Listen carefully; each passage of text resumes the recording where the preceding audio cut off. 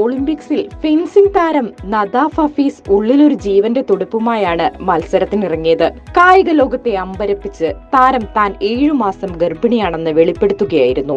വനിതാ ഫെൻസിംഗ് സാബ്രെ ഇനത്തിൽ പ്രീ ക്വാർട്ടറിലെത്തി കരിയറിലെ മികച്ച നേട്ടം കൈവരിച്ചാണ് ഈജിപ്തിന്റെ വനിതാ താരത്തിന്റെ ഈ വെളിപ്പെടുത്തൽ. 26-കാരിയായ നദ ലോക 10ാം നമ്പർ അമേരിക്കയുടെ എലിസബത്തിനെ തോൽപ്പിച്ചാണ് പ്രീ ക്വാർട്ടർ കടന്നത്. എന്നാൽ അടുത്ത പടിയിൽ ദക്ഷിണ കൊറിയൻ താരത്തോട് നദ പരാജയപ്പെട്ടു.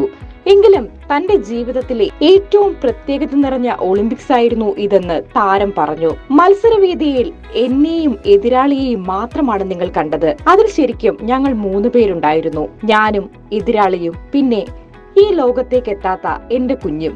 ജീവിതവും സ്പോർട്സും ഒന്നിച്ചു കൊണ്ടുപോകുന്നതിനായി പോരാടുന്നത് സാഹസികമായി തോന്നുന്നു എന്നായിരുന്നു നദ പറഞ്ഞത്.